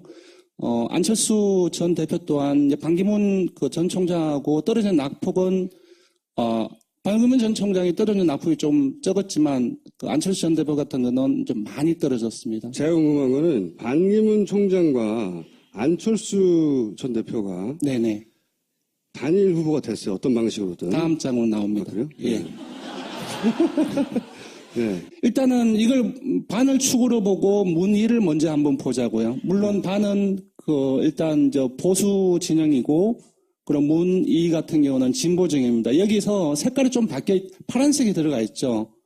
이거는 스카이 블루가 있고 그래서 이게 뭐냐면 바른 정당하고 새누리당하고 이제 연대를 했을 경우를 가정한 겁니다. 여기서의 반은 안과 합쳐진 반이에요, 그러니까? 맞습니다. 단일 후보로서의 반이에요? 맞습니다. 이랬을 때 이제 문재인 전 대표가 한 12% 정도로 여기서는 이제 이재명 성남시장이 야권의 단일 후보가 됐을 경우 맞습니다. 네. 를 말하는 것이고 이재명 성남시장 같은 경우는 이제 문 전 대표하고 다르게 2% 좀 뒤지게 나왔고요. 여기서 무난으로 그냥 나올 가능성은 없다고 봐야 되겠죠. 반기문 세력이라든지 여타의 다른 여권 세력하고 연대를 한다라고 가정했을 때 더 벌어지는 걸로 나타났습니다. 16%포인트. 문반에 비해서보다 문 안에서의 안이 뒤지는 폭이 더 큽니다. 안철수 대표는 본인이 하면 무조건 이기는 100가지 이유가 있다고 그러는데. 예. 만약에 여기 하늘색을 지워버리고, 즉, 반기문을 지워버리고 문항 구도가 된다고 한다면은 아마 더 높게 나올 겁니다. 하지만 문항 구도가 된다고 했을 때 보수 진영은 하나도 안 나온다는 것이게 되는데, 기본적으로 이 색깔을 지운 문항은 거의 현실 가능성이 없다라고 봐야 되겠죠. 같은 색으로 내각제를 할 사람들이니까 우리 같은 훌륭한 인재들을 원하면 네. 이 중에 우리 대표 주자 예를 들어서 반안을 뽑아라 이렇게 나오는 패키지가 빅텐트거든요. 그거밖에 남는 게 없어서. 왜냐면 다 짜잘하잖아요. 현재 지지율이. 짜잘해서 그렇죠. 단기간에 그중에 한 명 슈퍼스타를 키울 수 없으니까. 그리고 반기문도 생각만큼 파워가 안 나오니까 갑자기 앞에서 다뤘는데 종편에서 안철수 전 대표를 계속 띄워주고 있단 말이죠. 두 조합이 가지는 파워를 만들어내려고 하는 거죠. 네. 그 조합이 가지는 하나 사는 것보다 한꺼번에 여러 명 사는 좋은 거 아니냐 하는. 아니 그러면은 민주당 쪽에서도 후보가 누가 되든 내각을 짜서 들어가면 되잖아요. 그 대응이 없는 건 아니에요. 그러면 우리는 심상정이랑 예를 들어서 이재명이랑 박원순이랑 다 같은 편으로 묶어가지고 우리 다 짜서 들어갈게. 여기 노란색 좀 있어요. 네. 그게 성공할지는 모르겠으나 저는 플랜은 그러하다고 봐요. 네. 플랜은.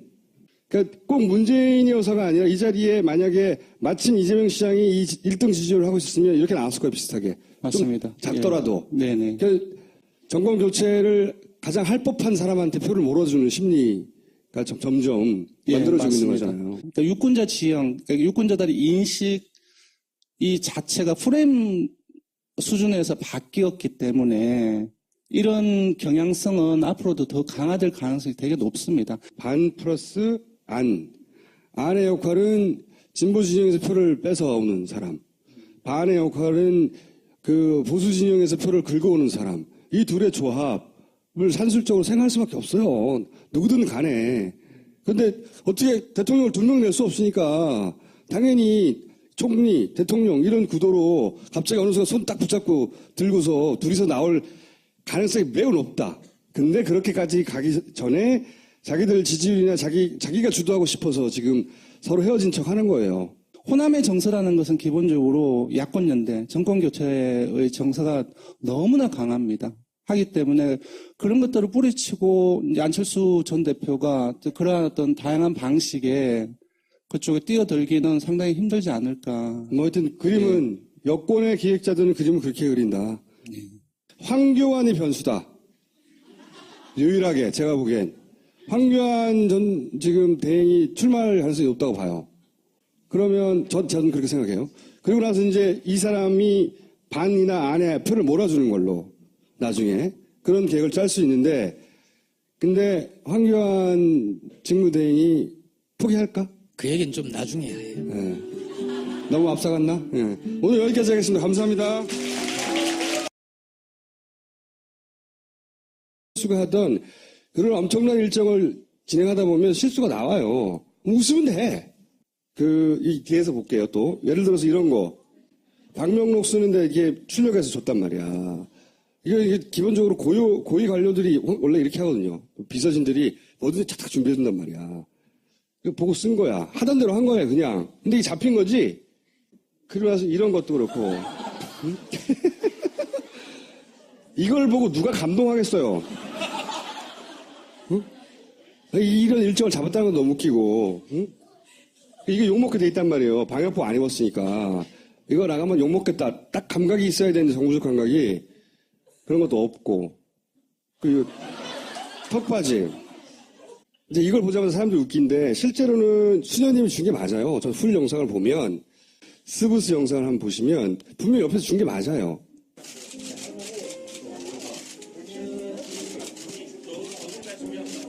사무총장하고 하는 강기부입니다. 오늘 건강하세요. 오래오래 사시고요. 누나라고 불러도 되는 거 아니야?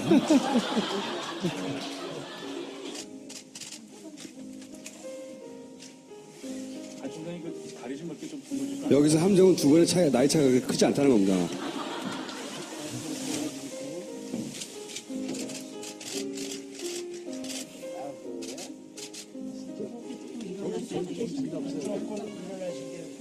아니 이걸 하고 하셔야 되는데 이거 안 갖다 드리고 어떡해. 잠깐만요. 여기서 턱받이를 해줘요.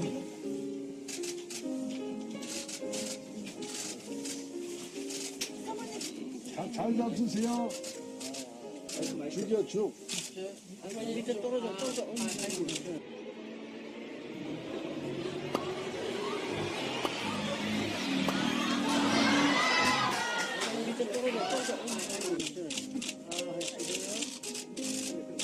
아이고 잘 잡수네. 잘하시네. 저기 팀장님 이제 한 숟갈만 더 드리고요. 팀장님 식사하러 가셔야 되니까 숟갈만 더 드리고요. 2숟가락 주시고 가신 거예요. 아이고 성공. 주세요 이제 숟갈 주시고 우리 수장님들이 하실 거니까. 제가 보기에는 옆에서 보던 수녀님이 보통 아침마를 한단 말이죠. 자원봉사할 때. 근데 아마 옷에 흐르지 말라고 갑자기 그 생각이 난 것 같아요. 그래서 턱받이를 해준 것 같거든요. 옷에 흐르면 안 되니까. 그런 정도의 배려했던 것 같은데 이게 이제 이런 봉사활동을 해봤거나 했으면 이 앞치마를 해야 되지 않느냐. 혹은 화면상에 내가 턱받이를 하면 이상하게 나오지 않겠느냐. 이런 생각을 할 판단력 자체가 그때 없었던 거죠. 그래서 그냥 당하고 말았는데 몇 가지 사건들 축적돼 왔던 사건들 때문에 어떻게 사람들한테 이미지를 주기 시작하냐면 이 사람 맹하구나. 사실 이렇게 중간에 잘라가지고 당하는 건 모든 정치인이 다 당하는 거예요. 근데 이게 이 사람 일상생활을 하는 데서 굉장히 맹하구나 하는 이미지가 축적되기 시작했단 말이죠. 실제 이 사건도 그렇게 기억한 거예요. 결정타는 이거죠, 이거. 본인이 마신 거, 응? 퇴주잔. 풀 영상을 보면 이게 이해할 측면이 있단 말이죠. 그런데 사실 누가 풀 영상을 봅니까, 원래? 아, 이건 또 하나의 바보 같은 짓이죠.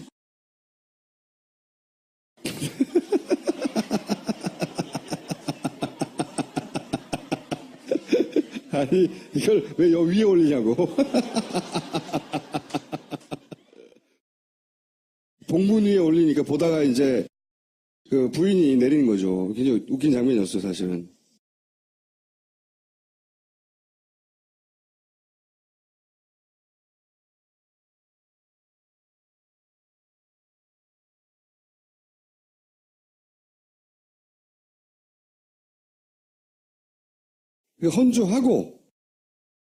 헌주한다는 건 이모는 빠이빠이거든요.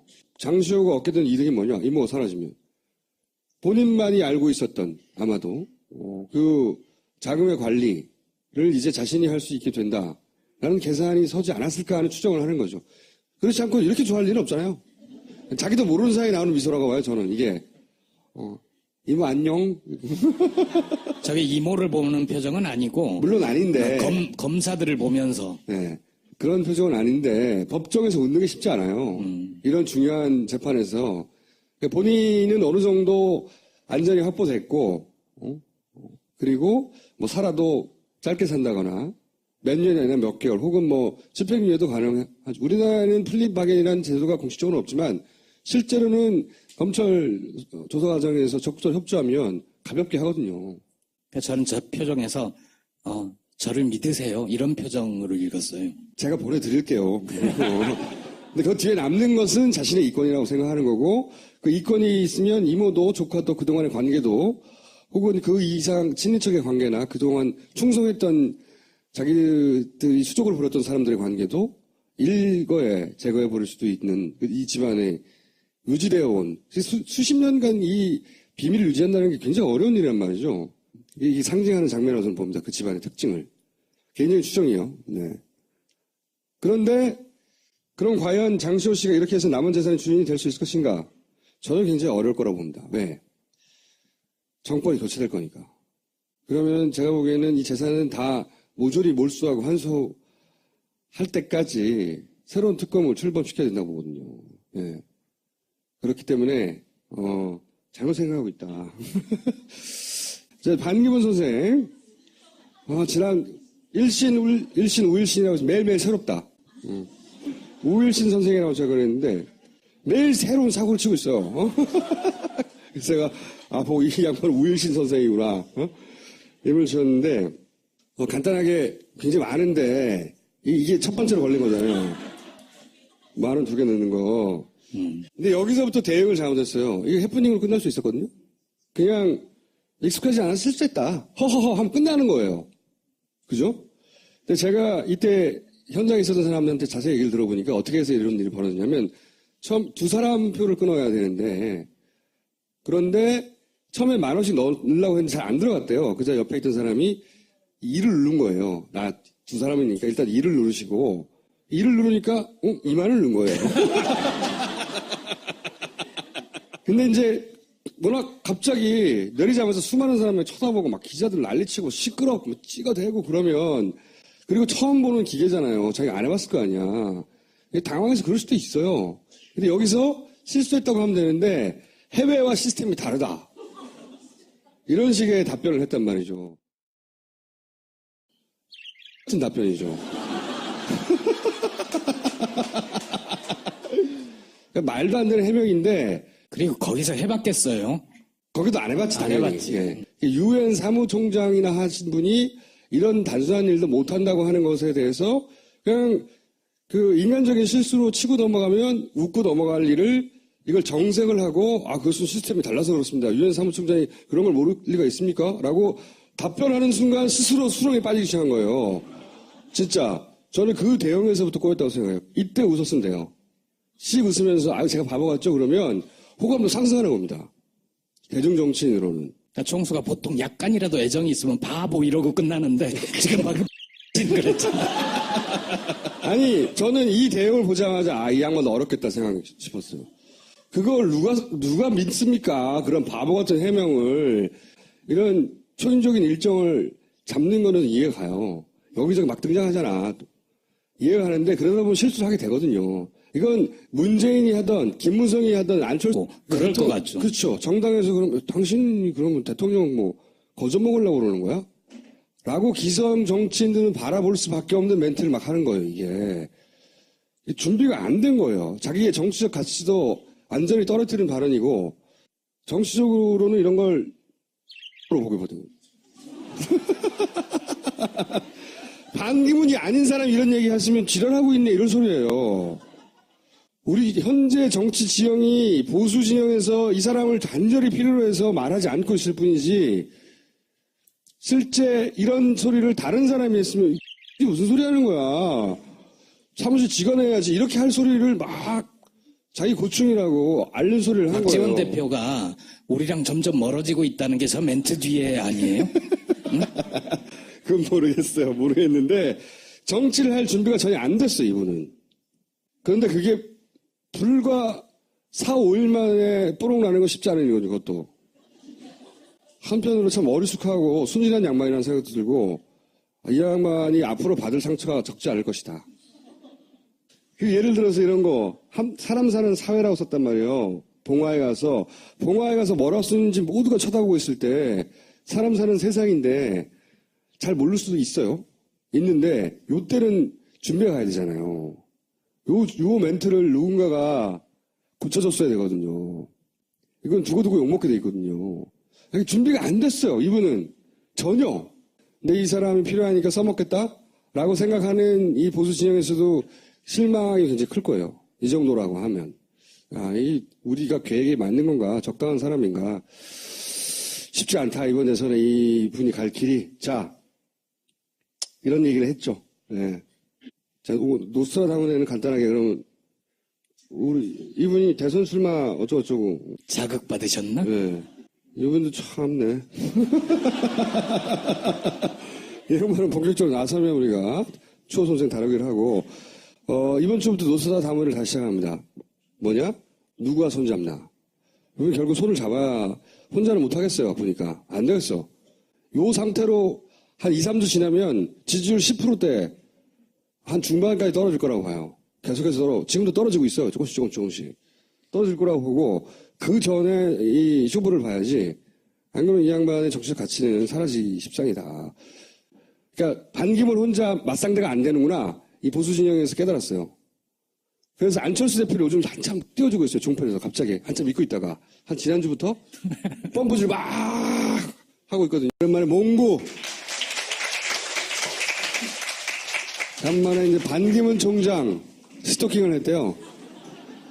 그래서 우리가 이제 이때까지 보지 못했던 반기문 총장 관련된 영상 몇 가지를 볼까요? 네. 네. 보면 다 이해가 가는 영상들인데. 자, 팽목항에 갔을 때랍니다.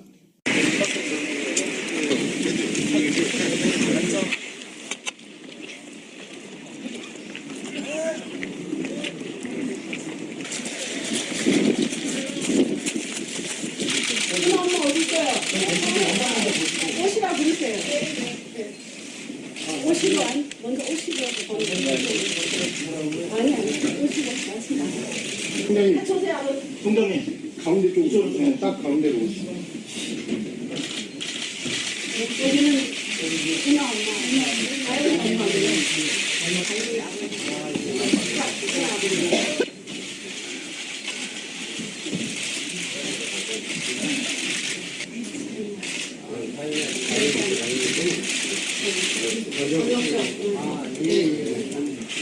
하여튼 정부가 최대한으로 노력을 하고 있다.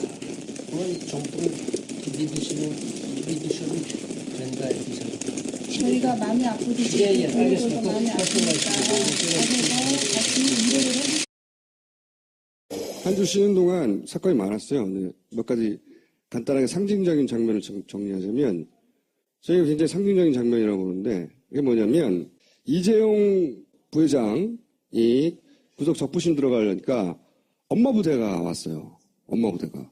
이재용 부회장의 구속은 사실은 굉장히 역사적인 의미가 있는 사건입니다. 우리나라 재벌이 어떻게 탄생했냐면 일제시대에 부역한 지주들 그리고 일제가 해방되면서 도망가면서 남겨오던 재산이 있잖아요.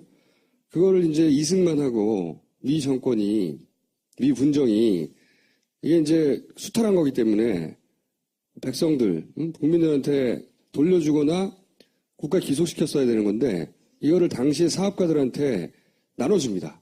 자기들한테 친한 적산불화라고 하는 정책이죠. 이 사람들이 오늘 재벌들의 모태예요. 지금 현재 재벌들의 조상들은 대부분 그 사람들이에요. 이제 이 사업가들, 돈 많은 사람들을 재벌로 만들어준 게 박정희죠. 그 소위 정경유착이라는 단어를 탄생시키면서 오늘날의 정경유착을 탄생시킨 그 장본인이 박정희라면 그걸 끝장내는 게 이제 그의 딸인 겁니다. 그 끝장내는 상징의 이정표 같은 게 이재용 부회장의 구속인데 그 갑자기 엄마부터 나타났어요. 엄마부터 이재용과 무슨 상관이에요? 모성애. 굉장히 상징적인 장면입니다, 이게. 엄마부터 여기 나타날 줄이야. 나타났어요, 근데. 이재용이 구속되면 박근혜 탄핵 가결될 확률이 절대적으로 높아지니까 보냈겠죠. 네, 생적인 장면이다. 또 하나는 헌재 법정에 최순실과 장시호의 이 장면, 저는 굉장히 상징적이라고 보는데, 최순실 일가가, 어떻게 여태까지 유지되었나를 상징하는 장면이라고 봐요. 이모하고 조카하고 돌아선 거잖아요. 근데 돌아서는 계기가 된 게 장시호가 타블렛 2번째를 내면서 이모를 아주 오랫동안 감옥에 보낼 수 있는, 그리고 나서 저는 그랬던 이유가 그로 인해 남겨진 재산을 장시호가 차지하려고 하는 제 추정입니다. 차지하려고 하는 의지가 있어서 2번째 태블릿을 냈다고 생각하는데 기쁨에 웃는 거죠. 내 거다 이제. 내 거다 이제. 응? 근데 이 뒤에는 누군가 장시호와 그 이권을 나누려는 자가 저는 있다고 봅니다. 그게 남녀관계인지 혹은 뭐 가족 중에 누군가인지 그건 모르겠어요. 혹은 그 돈을 처리하는데 이익을 담당하는 누군가인지 숨겨둔 돈. 장시호가 그래서 그 처리하는데 꼭 필요한 인물이어서 장시호를 밖에서 꼬신 건지 그건 모르겠으나 이 일가가 사실은 장애물들을 가차없이 제거하며 여기까지 왔단 말이에요. 수십 년간. 근데 그게 가족이어도 상관이 없는 거예요. 장시호가 비밀번호를 알까요? 저는 어떻게 추정하냐면 장시호가 그 요주의 인물이다라는 얘기가 갑자기 튀어나왔잖아요. 안민석 의원에 의해서. 참 믿을 수 없는 의원이긴 한데 허당 안민석 의원이긴 한데 근데 이제 여러 개 던진 것 중에 장시호와 관련된 건 맞았단 말이죠. 그리고 구속이 결국 됐어요. 우리가 장시호가 누군지도 모를 때 구속 실제 됐고 이권이 개입하는 게 있죠.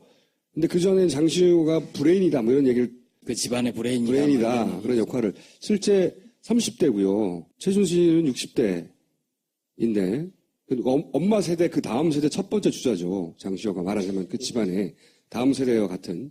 근데 이제 브레인이라도 얼마나 브레인인지는 모르겠으나 최순실이 급 귀국하며 본인이 처리하지 못한 그동안의 돈 문제를 맡긴다면 이 사람밖에 없지 않았겠는가. 실제로 중요한 서류 같은 게 많이 넘어갔죠. 네.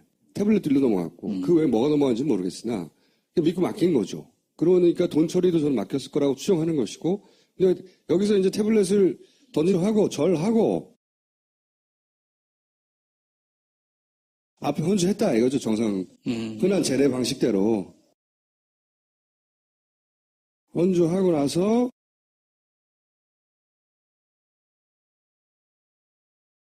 매우 그냥 일반적인 재래 방식대로 했어요. 근데 동영상이 돌기 시작한 건 이게 끝나고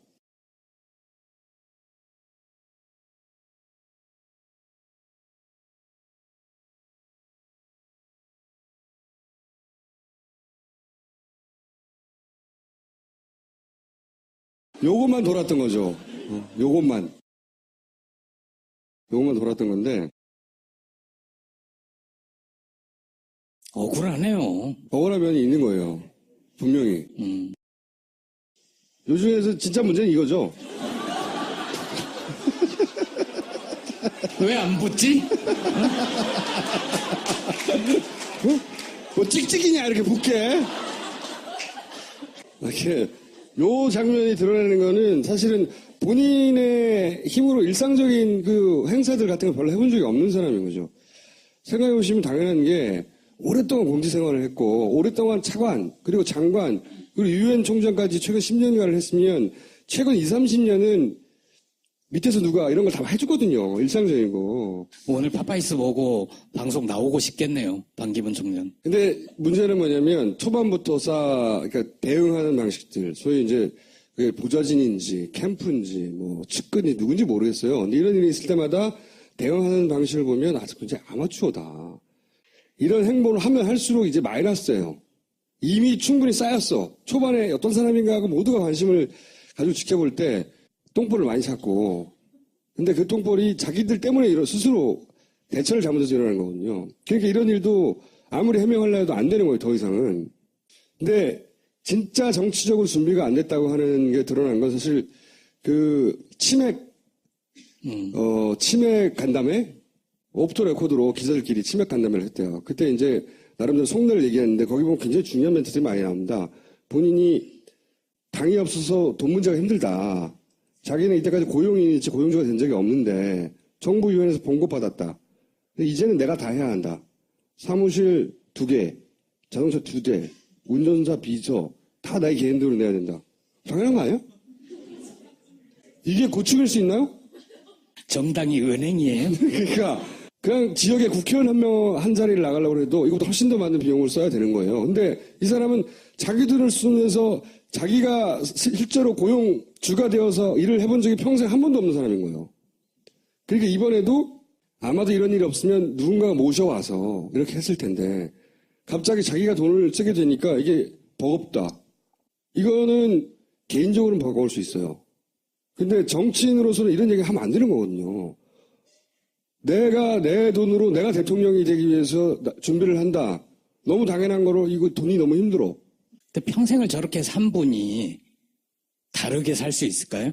어렵다고 봅니다. 네. 이게 무려 대통령이 될 사람이 사무실 2개 운영하는 게 너무 힘들어가지고.